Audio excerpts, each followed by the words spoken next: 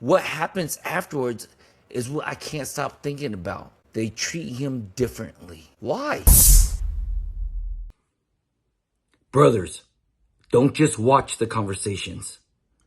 Join our free 5-day challenge and start building the life God created you for.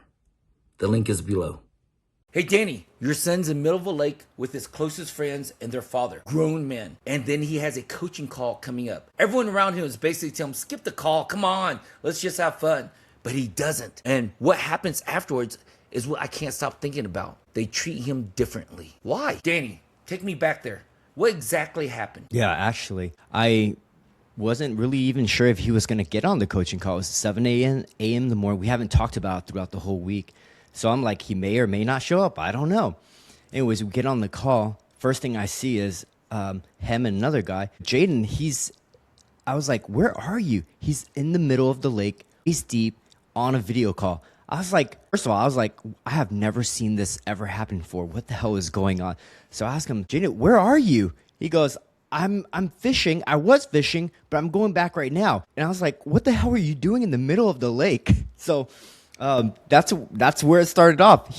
I got on a Zoom call and he was in the middle of the lake. I was confused as shit. Okay, so you told me he with his closest friends, their father, and they're pressuring him to just skip the call. Tell me more about that. Yeah. First of all, just know context of where he's even at. He's in the middle of a lake, but he was spending his night at his friend's lake house that's owned by his parents. They had to get up at 3 o'clock in the morning just to drive 2.5, 3 hours to get to this lake, the site where they're going to go fishing. So yes, he was with one of his best friends, his other friend, grown man, 32, 34-year-old, and then also one of his friends who's about 46 or close to 50 years old. Okay, and what were they telling him? Why did they tell him not to jump on the call? Yeah, so I was really, honestly, I was shocked that he was even on the call, but we had a conversation afterwards once he, got back, and we were talking over the weekend, and he was like, that call was so hard to be on. He's like, it was so hard because everyone around me was pressuring me, telling me, hey, just skip the call. And we're talking about his best friends. They spent this weekend getting out to the site, and he was obviously saying, skip it. It's just a call. Your dad won't be upset. Just go have fun. We drove all the way here. It took 3 hours to get here. Got up at 3 in the morning. Just rest. Just chill out. It's fine. It's no big deal. Not only was he getting that from his best friend, he was getting it from the grown men as well. And these are grown men, married. One of them used to be married. The other one, 46-year-old he's a multi-millionaire. He has multiple businesses under his belt. And he was telling my son, hey, it's fine. Just go have fun. Just relax. It's okay. Just do what just go have fishing. The other guy's like, hey, this is a once in a lifetime experience.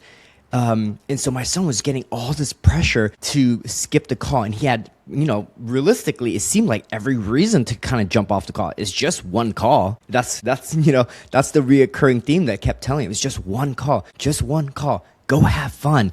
It's fine. So you're telling me some grown-ass men, wealthy, successful men, millionaires, who brought your son with their son to go fishing, gave him permission, basically, to say, hey, forget your commitment, stay and have fun. Danny, do you think that made it harder for Jaden? Because now it's not about missing a call. It's about belonging. Yeah, my son, he loves people and relationships. He hates disappointing people. I mean, he does. Ever since he was a little kid, he was just like, he wanted to get along with people. He wanted to have a great time. He wanted to make memories. He's a goofy kid. It's just such a fun kid. But having everyone around him, especially grown adults, tell him too, it's fine. He was like, man, I struggled. I really struggled it. I was like, I don't know if I can do this. He questioned it. He's like, God, I'm going to disappoint everyone. He drove 3 hours. His dad's telling me, it's fine as well. He's a wealthy, business owner. So he must know it's not that big of a deal. So he's telling me all these stories in his head, all the things that are going on in his head about how he's justifying being off of this call, justifying not following through with this commitment that he made to himself. And he was like, it was so tempting. It was so tempting. And I was like, and I didn't want to miss out on catching fish. The fish, they drove it out specifically at time because at 7 o'clock, it had all the fish started eating. So it's a known spot by one of the guys who who went with them. So it was a secret spot. So the call starts at 7 o'clock too. And he's like, oh my God, like now I have to like, I feel like I'm choosing. It's like, go fish a big fish and have fun, or get on this call and follow through with this commitment that I made myself, disappoint everyone, maybe even go out there and not even get to catch anything, because the call is from 7 all the way to 8 o'clock. It's an hour. So he'll miss out on that window possibly. So he's like, damn, it's like, I'm going to miss out this. I got up early. We drove over there.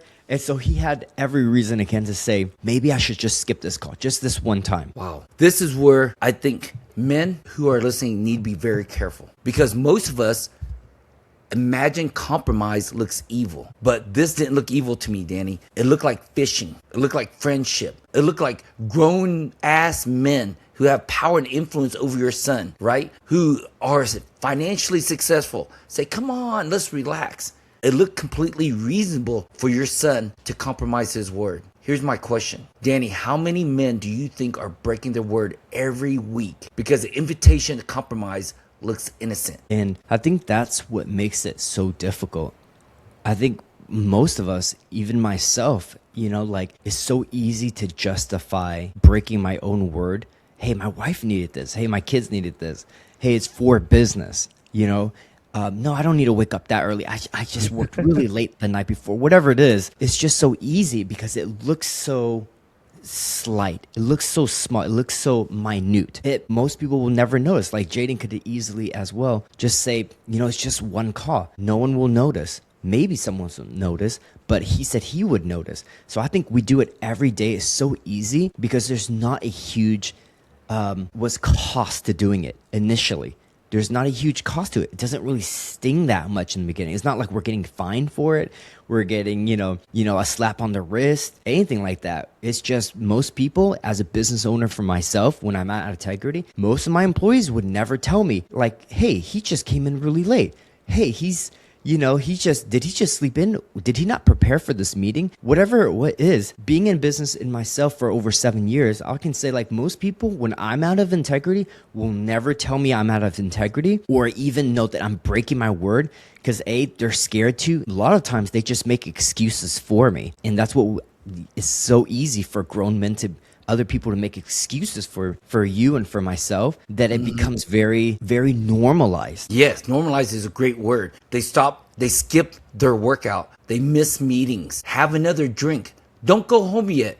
Your wife will understand. Your kids won't care. You can do it tomorrow. Most men don't abandon themselves under pressure or persecution. They abandon themselves under permission. Think about that. Let me say that one more time. Most men don't abandon themselves under persecution. They abandon themselves under permission. So let me ask you a question, Danny. Would it actually have been wrong for Jaden to skip the call? For him, it would be.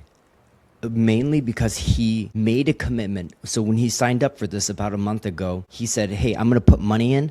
I want you to train me. I want to grow as not just as a coach as well, but I want to grow so that I can grow my business, so I can have, the preparation I need to have a successful marriage in the future. I want to grow myself so I can continue leading my friends and just being a man of God. And that's the commitment he made to himself.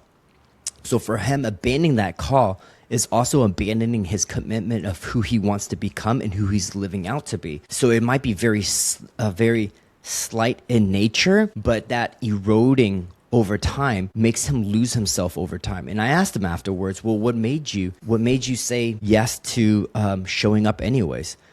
Is that okay if I share that? I don't know. But he said, go ahead. Yeah, let's just wait for that answer. Okay.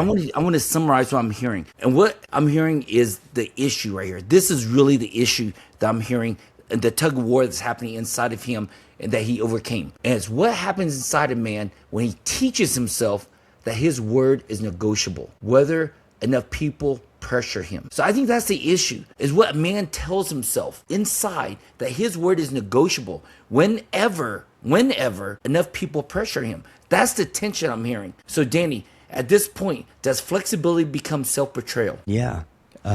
If he was flexible and compromised, he would have betrayed himself. And it might have accommodated everyone there. He could have made up that call at another during the next call, so he just missed one out of the five. But that flexibility, yeah, once he knows that, he knows that. It's only he's gonna have to live with it. Nobody else is going to get the results of that. And also, what I'm hearing you say is there's a short-term gain, long-term pain. And compromise, in my experience, has been when we take the short-term gain and we don't look at the long-term pain based on our commitment. How long was he committed to be in this coaching call? That specific coaching call was No, just the coaching program in general. Oh, so the next next month and a half or so. So every single week, 7 a.m. on Friday mornings. So 6 weeks, 7 weeks. How long? 6 weeks. 6 weeks. So he misses one of 6 weeks, short-term gain, but 1 out of 6, right, is like what, 15%. It's the long-term pain, and it's missing his word. I think the first one, it doesn't hurt, but then he gave himself compromise. The second one, that's 30%. Next one, 45%. And then pretty soon he realizes, just like most men, they say, I'm going to go to the gym. Tomorrow they don't go. Next day they don't go. Next day they don't go. And they don't trust themselves to have the power to overcome their circumstances. Like he said, 3 a.m., get up and drive out there for 3 hours just to fish. You know, they make up so many excuses. And I think that is very powerful that you have installed this in your son. I want to go back to one more thing before we transition. I think it's very important, and that you said, because I think some men are in the same position. You could be super successful. You said one of the fathers, a millionaire, owns multiple businesses. It's their lake house. You know, in the world's eyes, he's very successful. And he's teaching your son to break his own word. How do those two tensions live together? How can you compromise your word? Because we're teaching how to honor your word, live in integrity of your word. But there's a successful man there telling your son to break his word. Help me wrestle through that tension from your perspective.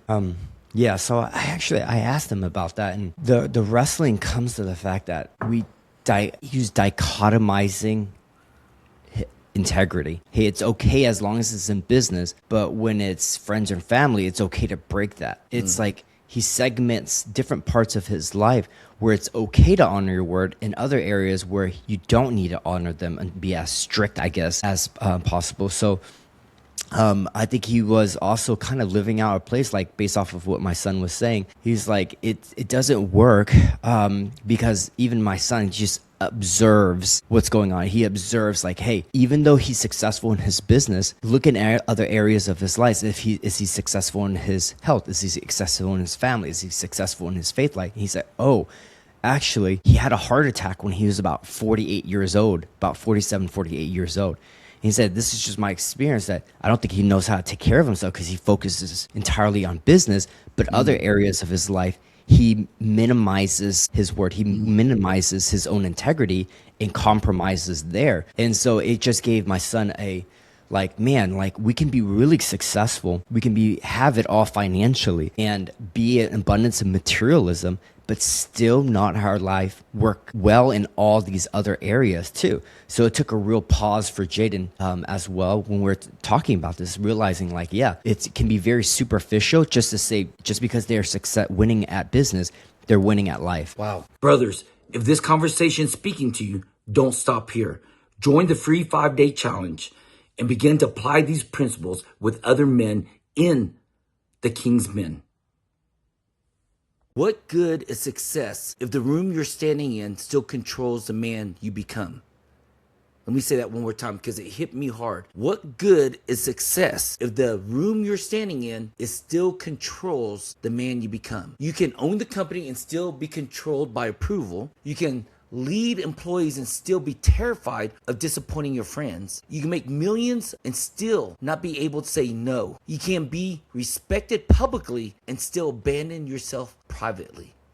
Ouch. Danny, have you ever seen highly successful men who still completely governed by the people they're around? Wait a minute. I want to answer that before you do. Because you and I lived in the same space. I lived more in your space several years ago. I used to go to all these dental conferences because my main clients back then were dentists. And some of them were so freaking successful. I mean, you know as well as I, not only millionaires, that's the chumps. The ones that have multiple practices, borderline hundreds of $1 million. Oh shoot, a thought just came out, made me very sad. And in these dental conferences, you guys go do your CEs, continue education. Man, you see some successful people. You could just tell by the way they dress, what they look like, the people crowding around them, that they're successful. And I do remember one time going to a conference and it was somber. There wasn't this energy of success, fun, and power like normally there is. And these guys work their butts off, and ladies, and when they get to these conferences, they get to connect, iron sharpening iron. They get to see each other. They get to just be around like-minded people who don't understand, other people don't understand how much pressure you guys go through as dentists. Most people don't. Highest suicide rate, highest divorce rate in the medical profession, depression, all kinds of crazy stuff. But I remember one conference I went to, and everybody was somber. It's like, what the hell? Did I go to the wrong conference? Usually high energy, powerful people, networking, all kind of great shit. And one famous dentist in Florida, most picture perfect family, mansion, practice every once, multiple practices, smart businessman, committed suicide. I mean, when they told me the details and how everybody looked up to him, everybody had a different aspect they looked up to him. But I tell you what, that answered our question. And I interrupted you because it reminded me, but I want to go back to a question to you. Have you ever seen highly successful men and women who was still completely governed by the people around them? Well, Have you? Does anything come up for you? I mean, in your industry, it's just yes, like on a regular basis, almost. Because I want to speak to my own experience too.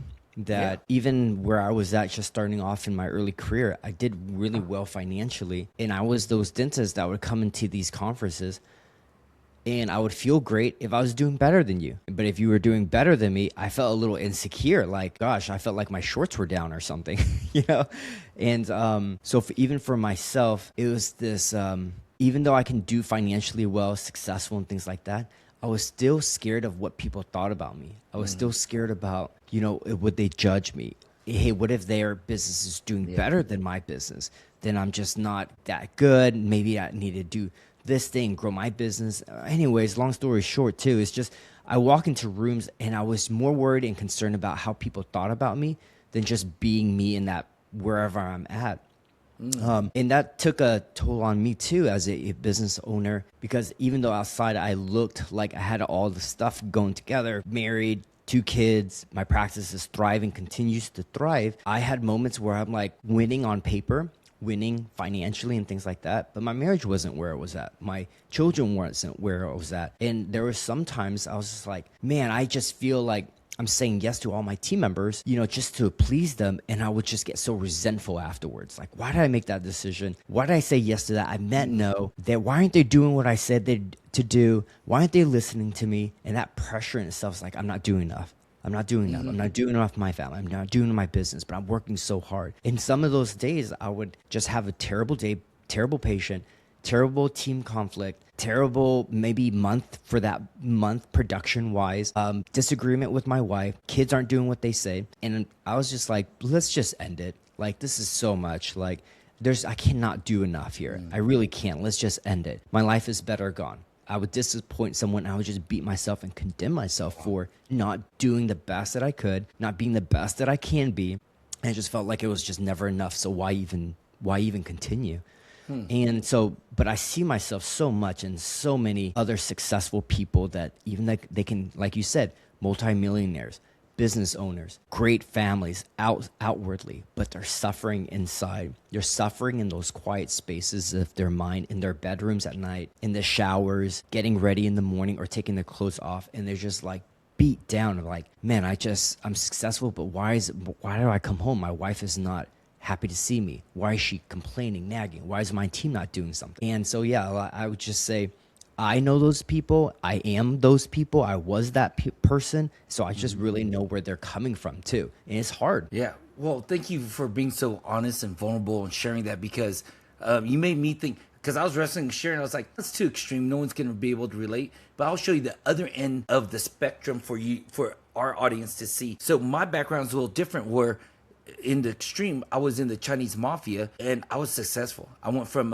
just a street thug to a bodyguard to a boss. And, I had whatever girl at that time carrying $10,000 cash and a gun in a bag.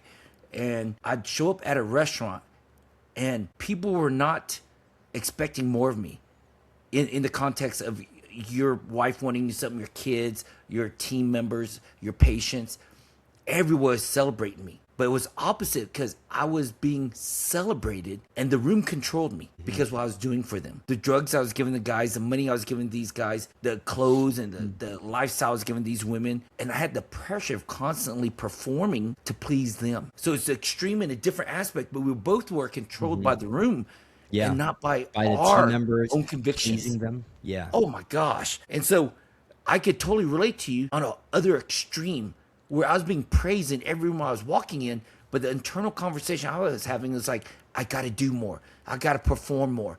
I got to provide more for them, and then I'd be loved, and I was never loved. Man, I had a gun in my mouth, up to my forehead. I was my temple. I wasn't sure where to put it, under my chin one time.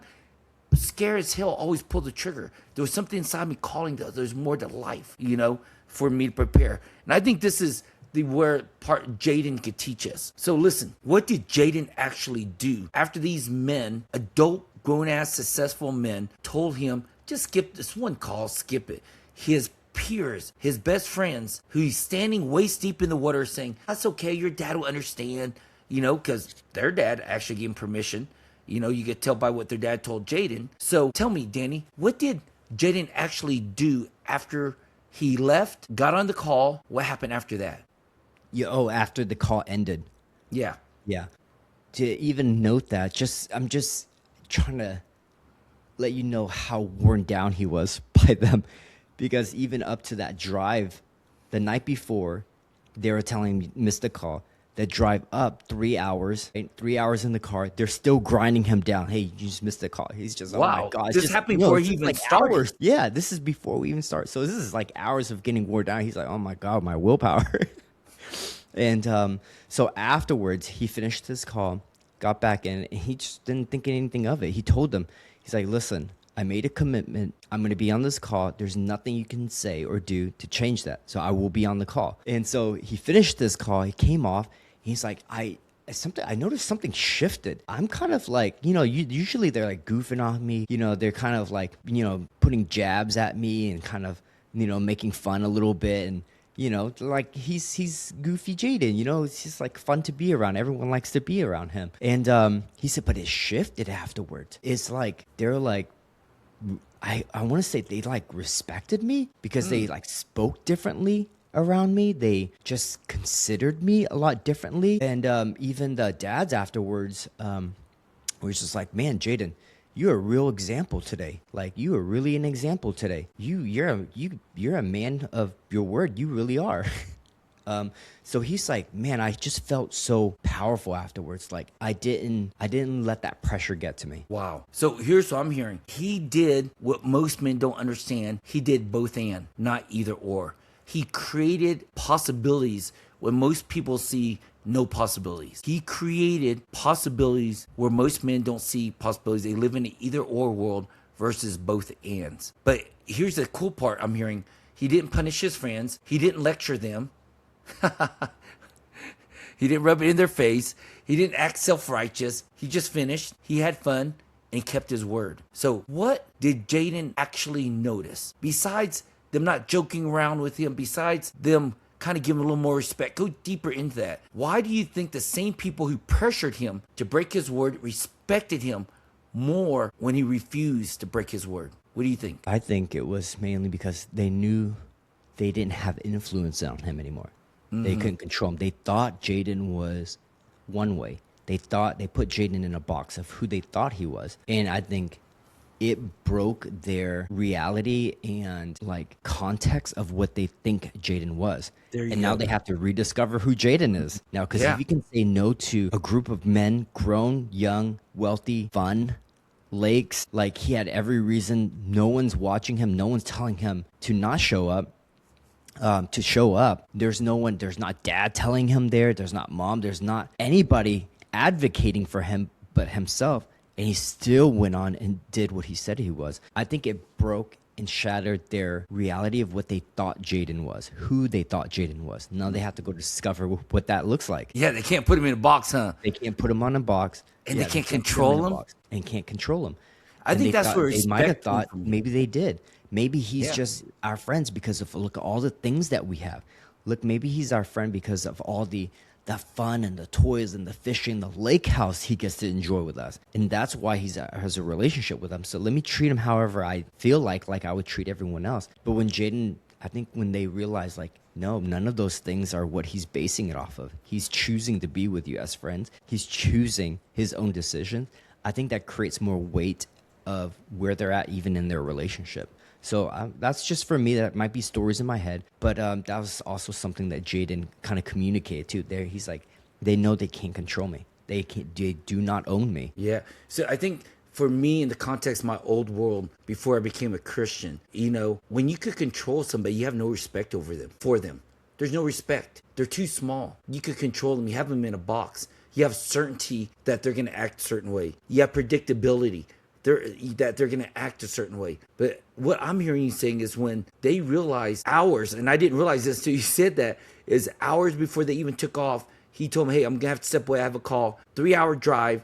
So 3 to 4 or 5 hours, they're just telling him, I'll just skip it. It's okay. And for me, I'm 55 now. I can't imagine him at 18, a successful millionaire businessman who's 2-3 times his age. Tell him, don't worry about it. It's okay. Miss a call. Well, he's successful. Why wouldn't I listen to him? I mean, just the context is blowing me out of the water. I'm thinking something here.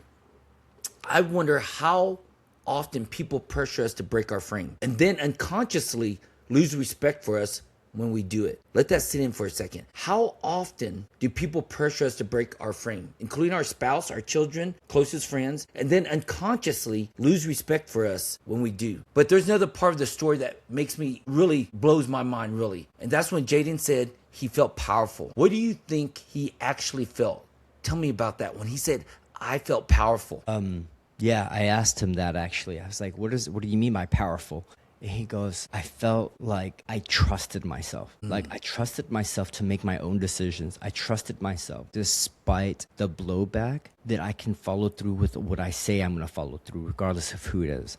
And he said, and that made me feel really powerful. Like I just have freedom now. Like I have freedom. I don't have to worry about what they're thinking or their thoughts or their judgment on me. I can just make that decision as long as it works for me.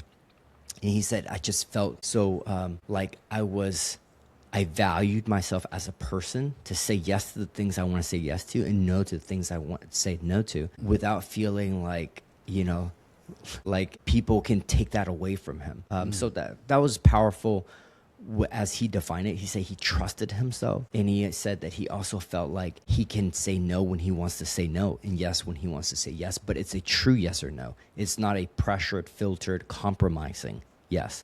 So I have a couple of statements I wrote down here where I think it's going to kind of close all this up and you give the final word here. Maybe confidence isn't built by telling yourself you're confident. Maybe confidence is built over time. You collected evidence that you can trust yourself. I'm going to say that one more time because it's so powerful. It's still sitting with me. Maybe confidence is built every time you collect evidence that you can trust yourself. So here's my final question. So for a man listening right now, where is he losing respect for himself because he keeps breaking his promises no one else even knows he made? Think about that, Danny. For a man listening right now, where is he losing respect for himself because he keeps breaking his promise no one else even knows he made? What do we call that here? As you're teaching your son life, we coach on this one word. What's that one word? Say it one more time. What is that called here? When a man, right, that's listening right now, he keeps on losing respect for himself because he keeps breaking promises no one else even knows he made. What's that one word we keep on teaching that you teach your son? It's integrity. That's the word at least we use and what I teach my son about having personal integrity. So I think that's the answer maybe that I'm considering, but that's what I'm hearing is integrity, personal integrity. What is integrity? Integrity is honoring your word. Simple. You sure? It's not doing what you say? No. Can't do it enough. Yeah, because sometimes we'll say we can do something and then something else happens because we live in a world that has a lot of unpredictability and there's no perfect. If I say I'm going to do whatever I say I'm going to do, then I'm going to create a prison for myself of doing more.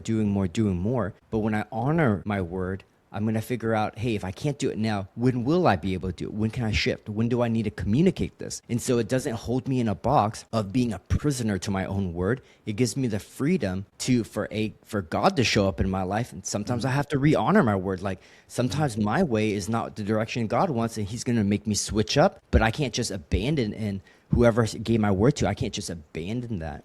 I need to re-communicate that, re-honor it. How does it look now? Now that I have more evidence now, or my a circumstance may change, doesn't mean I just give up on the word, but I need to re-honor. It just looks differently. You know, one of the examples I give in our training that men give me great feedback on because it's so real to them is giving your word and honoring your word and honoring the act of your word, all so different. And I think that's why a lot of men give up, because if they can't do what they say, they feel the powerlessness of it and then they quit. So to reframe the word integrity, it's not doing, a lot of people say, what you do in private when no one's looking. No, that's called masturbation. Well, integrity in our context is honoring your word. And when you can't honor your word, renegotiate your word and recommit to your word. And the example here is when you tell your wife you're going to be home at 6 o'clock for dinner, you have no idea what's going on. She might start at noon, depending what she's cooking. She might start 30 minutes ago at 5:30, but she's prepared the food. She's set the table. She's got the kids corralled and at the table, half cleaned up from running around all day being dirty. But she had so much hard work put in it. You leave the office at 5:30 and there's an auto accident. There's a crash. You can't control that. That's called life. But you know you're going to be late. Now your GPS tells you you're going to be home at 6:15.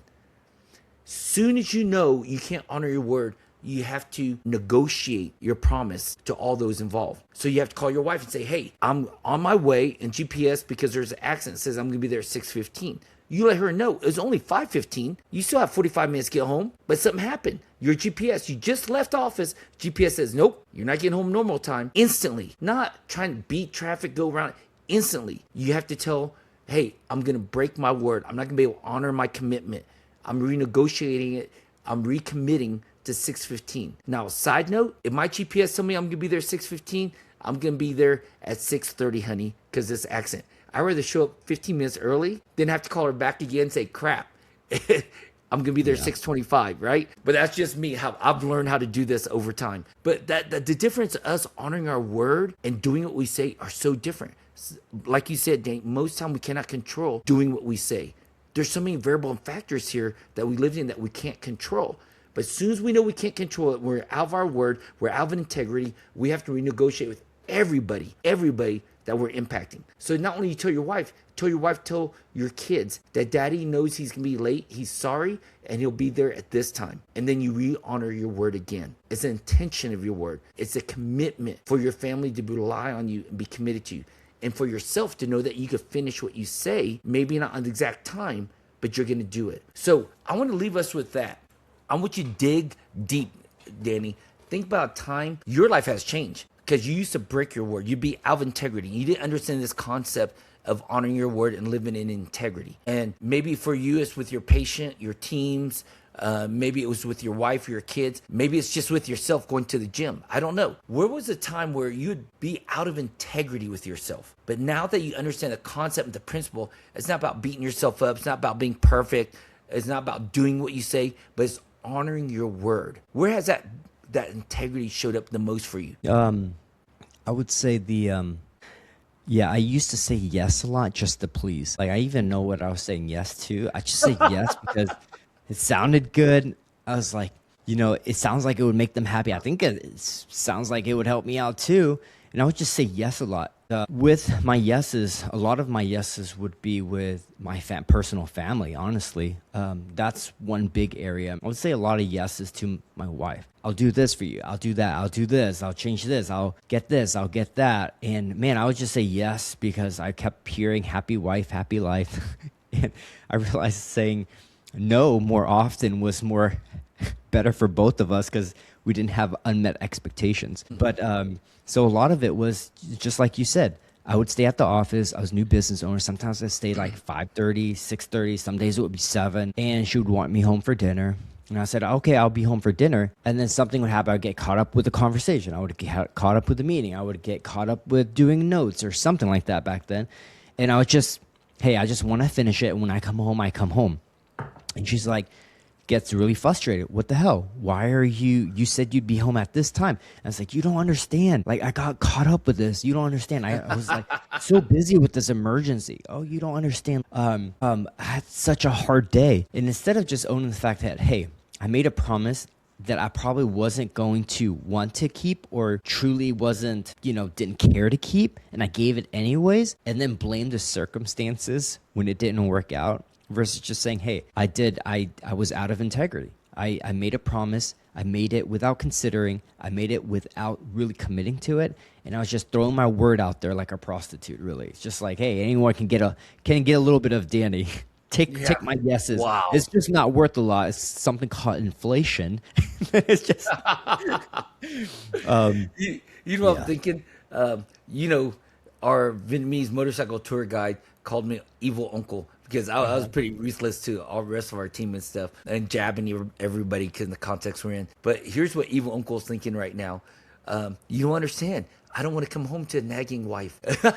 You understand? I intentionally, subconsciously don't want to come home to you. And I think most men will relate that because they demonize their wife and their wife didn't do anything. They're just out of integrity of their word, But like, anyways, how is a wife supposed to show up after you do it 50, 100 times? right? After you break your word 50, 100 times? Yeah. I have a flip, the other side of the coin. You're vulnerable and honest enough to say you're just people pleasing and you'd say too many yes and you couldn't do it. I was taught and I was modeled this and I didn't realize it for a long time. And I heard a lot of people. I mean, I had a couple assistants that went through counseling and therapy after being my assistant. And I'm embarrassed to say this. I was a pastor and they were my assistant at church because here's what I do. I would purposely say yes to everything to look busy and significant, important, and I'd break a lot of commitments and ask my assistant to reschedule it because it looks significant, important. I'm so busy. And like you said, I attended emergencies. Oh, he's so important. And I remember seeing, I don't remember who exactly what, but I remember one time someone breaking a promise to me and their assistant apologizing. He's just very busy and he had emergency come up. Oh, that person must be significant. And I think subconsciously I just picked up and I started just living that out. So I realized the impact on other people I heard and how I broke trust and how I made other people feel more significant than them. And then that convicted the crap out of me. But you're right. I was just so out of integrity with my word. And I'd literally prostitute myself so I could look important in other people. But I didn't realize I had to use them and hurt them so I could look important. Hey, here's what I like to close with that kind of hit me. Thank you for that story. I mean, it's just very honest. And we'll close this. What impact have you noticed when you're out of integrity? How does it impact other people? Yeah, I'll go first to let you have time to think about it. See, I realized something, and this is a video I'm going to do later. I spent some time after we got home last night from the 4th of July weekend and celebrating our 30-year anniversary. And I realized the impact I had on my wife when I'm out of integrity. She had less energy. She wasn't as playful. She wasn't as light, her way of being. She wasn't as engaging. And I sat there, had a cigar. I sat at my fire pit last night because out here in Colorado, it was only 75. I looked up your weather. It was 88 at the exact same time. I was like, holy crap, you cannot be outside right now. But I was outside having a cigar and I was reflecting. I was like, man, we just had the most incredible weekend. And I'll share how we had that and what my revelation was in another podcast. But I realized the impact I had on her when I was out of integrity. And that saddened me. She wasn't as joyful. She wasn't as light. She wasn't as playful. I kept on blaming on her until I took ownership. What kind of impact did you realize you have on other people when you're out of integrity, Danny? Yeah, I was going to say the closest one was my wife because my wife shifted a lot in the last couple of years. And the biggest thing was my wife, I felt like, especially early on when I was out of integrity, she was a lot more anxious. Like she was just a lot more anxious about things that could go wrong. She was scared, oh, what if this happens? What if that happens? She's very fear-based, very fear-based about what if the kids get hurt? What if we get hurt? If someone else, what if the worst case scenario happens? If what happens when we miss this flight? She's very overreactive over things that could happen based off of fear. And she, like you said, she had this kind of darker cloud. She would still laugh and be playful, but she was also very isolated too. Like she didn't want to go out and build community. She didn't want to go out and connect with other people. And I think she said a lot of times she felt like a hypocrite a little bit. Like, who am I to go out and serve or take care of people or do anything else and be a contribution?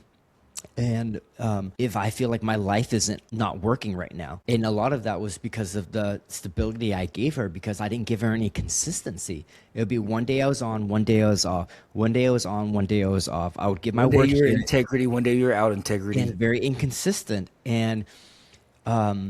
So she had nothing to lean on, to rely on. Like, we have the stability to do this or that? Do I have the stability to, she thought to herself, do I have the stability to pursue the things that I want to pursue? We can't even handle what we have right now because it seems like we're on fire, like there's always a fire. Yeah. And so it made her really close up a little bit for a long time. And so the biggest shift once we were in integrity is she was able to relax, like be goofy, be playful, want to go on dates, have more energy. She's not like just drained by the end of the weekend and just need to isolate the whole time. She wants to give back. How can I be a contribution? Hey, what other risk can I take that I'm not taking right now?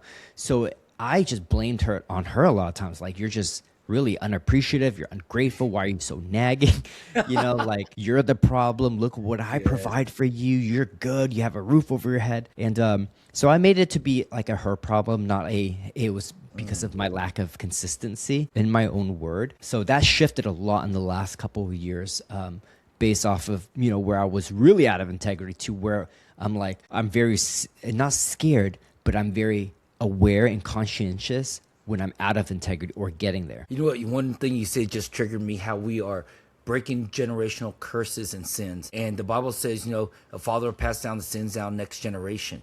And sins is missing one definition, missing the mark of God's intent plan. And God's intent plan is that we are the groom of our bride, just as Christ is the groom and we're bride. And he protects us. He gives us consistency, like you're saying. And one of the things you broke just now that made me laugh is the statement our fathers told us, or the generation before us. Hey, we put a roof over your head. Well, no shit. That's what you're supposed to do, right? Yeah. And why are we taking credit for it? And it's so basic today that we're supposed to. I mean, we're not on a wagon with horses and barely putting up a tent and stuff like that. Everybody has a roof over their head. So what's next? We honor word and give them what? Stability, consistency, reliability, because we honor our word. And I love the fact that one statement you said that really triggered that. There's another level of masculinity, another level of Christianity, another level of honoring our word and being a Christ follower. So I want to close with this question. I said it earlier. I want to tie it all together. So for a man listening right now, where he is losing respect for himself because he keeps breaking his promises no one else even knows he made, I'm going to insert in the comment box or in the notes, I'm going to insert in there the integrity article we have and the assessment. Now, listen, it's just a quick, simple questions. You read the article, you answer the questions. It's not to be complete. It's to prick the conscience of your mind, like, wow, there's more leadership for me. There's more space for me, honor my word, and the results I get are phenomenal. So I want to request you, read the article first, answer the questions, not what you want them to be, but the reality that you're living in. Then contact us. I'll put a link also where you contact us. We can have a deeper conversation about it. In fact, I lied. Contact us after you complete the 5-day challenge. I want you to tell me, did the 5-day challenge answer your question? Then we can have a conversation. Because then you'll be serving us as we serve you too. Because that's what we designed the 5-day challenge for, is the entry level into this community, this conversation with the King's Men. Remember, the King's Men is that we're men of the King. He's first. He's the King. We have to submit to the King, bow to the King. Then we rise as kings of our kingdom, and we steward everything the Father has given us. And then we multiply. Bow to the King, rise as a king, and then we multiply and we make disciples. So again, take the assessment. It's in the link. Do the 5-day challenge. Contact us. Let's have a great deep dialogue about it. Help us create something that serves these men in this community, as Danny and I are committed to making disciples. Danny, any last words as we close? I mean, thank you for the story of your son. Thank you for sharing so vulnerably. I mean, listen, you had some dark moments in your life. If any dentists are listening, you're not alone. Yeah. Danny vulnerably shared. Even though he was doing great on paper, outwardly, inwardly, he felt like the world's collapsing on him. There's so much more to do that he wouldn't take his life. Now, I'd be surprised if any former mafia person heard what I said, but if you're a business owner, you might understand and relate the pressure we have of performing, making other people happy. You're not alone. If you ever had suicidal thoughts, we don't take it lightly. We no longer have it because we have each other. Danny and I in our community, the Kingsmen. So we want to invite you into that. You are not alone, and we take it very seriously. We've had too many friends, people we've known from a distance, people within our community who've taken their life because the enemy is real. The devil is real, and he does not want us to live life and life to the fullest. So there is a serious battle going, a waging of war. So any closing words, Danny? That was mine. No, I think I'm worded out. I'm good. All right. Take the assessment. Yeah. Join the 5-day community, 5-day challenge, and contact us. Let's have a dialogue. Give us feedback. Help us improve this community so we can reach more men. That's our commitment. Have a great day. All right. All right, buddy. Great job today. How did you feel? Good. Yeah. Oh, shit. I forgot to hit record. No, you didn't. I've been looking at the time. You shit in your pants. It was good? Yeah, I felt it was good. I think it flowed very well, very naturally. Keywords helped, like Danny. Uh-oh. I was like, oh, that's my turn. Oh, my God, Devin. Danny, are you there? Uh-huh. My power just blinked off and on. How crazy is that? No, it does that because I can see like your video screen kind of like snap a little bit. No, my other screen. You know, I have dual monitor. One screen just blacked out. That was I'm crazy. glad we finished before that. Right? happened. That's crazy. That is crazy. That was a curtain awesome. drop. Hey, great job. Just being present, being here, sending what you want to talk about. Great job. I mean, that was amazing. Sharing your son's story, seeing what we're doing, and sharing that. I didn't know until you told me. You didn't say it in the text, which obviously would have took a lot, but just the fact how influential those men were who told him to take a break. It's okay. Gave him permission, and how he stood against that. Wow, that's fucking powerful. You need to celebrate your son. That's awesome. Yeah. Is coaching calls doing good? You need anything? No. It's the only one was Joey didn't show up. Mitchell came in a little bit late. But I mean, the last call was amazing. I mean, we applied it all weekend. Jaden was like, oh my God, now I've learned frames as a coach from that last call. He said, I'm seeing it everywhere. It's crazy. Yep. It's like, so I mean. Speaking of frames, the next call, make sure you get people to line the integrity of their word and feel the weight of it. I think maybe that's the next call because you already had, listen, Yeah. your son is a great example. He felt the weight of honoring his word. What is weight? What's the impact on others when you don't honor your word? Where was Joey? Mitchell late. You got to reset the frame, but it's not punitive. It's letting them see this is a gift of a coach and they can hold the frame for their clients. What's the impact on others when you don't show up or when you break your word? Out of integrity late is still breaking your word.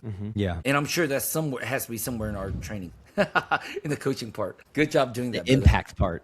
The impact part. Hey, just so you know, we got the Airbnb. We're excited, motherfucker. Training's coming together. I'm so excited. We've been talking about it all weekend. Yeah. Hey, I have one guy coming over tomorrow. He saw our podcast. Great. Actually, his wife saw it, which you were going to find out more women find it. I think a lot of women are like, hey, you need to watch this. Exactly what she said. She told him she plays pickleball with me. He's older, retired. He's right now in process of opening Chick-fil-A. He's in the interview section process. He's really discovering himself in his retirement. Commit God, recommitted his life to Christ in a deeper way. Again, he's no longer searching for success, for financial success. He's looking for purpose now. Right? Impact, yeah. Anyways, his son's 30, not a Christian. They're going to come over and have cigars. But anyways, wouldn't that be a great couple? And I've told him, I sent him the link and stuff. So I told him, don't pressure your son. Let's have conversations. And afterwards, we'll talk about it, read through the integrity, the copy and all that stuff. But he already sent it to his son and all that. So tomorrow night we're having that. But I think we'll have exactly enough people. I haven't got a registration from Mitchell, just so you know. You said he's coming. I honestly, he was coming as a coach for to what? help you out. For you. To help you out. No? No, I thought they said he was coming for his father. No. Oh, yes, No. yes. I did tell him that. No, I don't want him to come as a coach. Yeah. Okay. Either good. comes with his daddy, he doesn't come. It's too easy for him to come as coach. You need to recorrect. Say, hey, I'll you do fucked that. up. You didn't realize Sebastian didn't realize what he was saying. I was saying, but the answer is no. Either you come with your dad or don't come. Yeah, because good. that's going to be a vacation for him. I don't need a fucking Yeah, coach. yeah. I need him and his dad. So if you could do it ASAP, his dad's with him Yeah, for I the will next week. today. Yeah, his dad's with him next week. Just own it. Say miscommunication. I don't need him as fucking coach. Remember, we said nobody's coming as a coach. Did you forget that? No one comes to this one as a No, coach. that was afterwards. We said that afterwards. I forgot to re-communicate with him Okay, after then we tell said him. that. Yeah. Yeah, tell him that's no one needs to come here as a coach. We don't have the space and all that. All of our space is for father and son. So we could do that. I'm glad we had that conversation. I'm so excited. Yeah, huh? So I was What'd you so say? excited. Yeah, you got so excited you forgot. It's still we still need for critical mass for everything to happen. So far, we only have 3 fathers, right? That's great. No, it's not. We I need know, 5 I know, I fathers. know. Yeah. 5 I fathers just and thought their of son. 2 other people that I can message. Yeah. We need at least 10 to 12 men. 8 is going to be minimum for the energy to flow. You know what I mean? Because you have 4 on 4. 5 on 5, we're going to have the best. That is ideal. 6 on 6 is best for us first practice. Remember, our goal is to have 40 men, 20 on 20. 4 teams of 10. Yeah. So we can have 2 teams of 5. That's minimum, and we'll understand of our exercises, the debrief, and all that work. You know what I'm saying? So right now we have 3 fathers, right? And 4 sons. That's 7. Kevin is my plug-in if we don't get another number. But just say if we had Mitchell and his dad, that's 8, because Kevin would be number 8. Mitchell's dad be 10, right? And then if we could get 2 more, be 12. Perfect. Have you messaged what was that, BB? Who? The oral surgeon and his son? Who? Bobby? Dr. Jeff's buddy, who's an oral surgeon. They came to the last training, father and son. Who? Bobby, BB, Dr. B. Fuck it, I forgot his name. He's an oral surgeon here in Mansfield. Oh, William. BBT. William, yes. Big bitch. Booby Yeah. bitch. Yeah. Yeah, booby BBT. bitch. No, I didn't. Thank you for reminding me. Yeah. He does my prayer. He's on my prayer list for our trainings. Let me, Yeah. Bobby. I'm like, who the hell are you talking about? I'm gonna put that William BBT. Yeah, I'll ask him and his son. Cool. Yeah, let's do that. Yeah, good reminder. Thank you, brother. Man, what's his name? Son's not old enough. But you know who I need to bring into this? Because he's old. He's close. Guy. Yeah. Even though his son's not old enough. Oh, we'll be able I to get yeah, I close. invited Guy. But his son's not old enough. He has an old son. It's like 20, Oh yeah, that's right. 23. The one that we went to his house. Yeah. Yeah. I'll have to call him again. That's good. Make sure you follow up on all your invitations personally. Yeah. Hey, this is why I invited you. This is enrollment. This is why I invited you, guy. Here's what was on my heart. Here's what I was thinking. You know, it's first send a text, but then you follow up, right? And then here's the thing. And it's the truth. We have 7 people already, and we have enough room for 12. So just let him know that the seats are getting filled up, and that's why we need you to make a commitment. Brother, if you're ready to stop doing life alone, then your next step is simple. Join the free 5-day challenge inside of the Kingsmen HQ. Then, when you're ready to experience true brotherhood, apply for the Forge. We'll see you inside.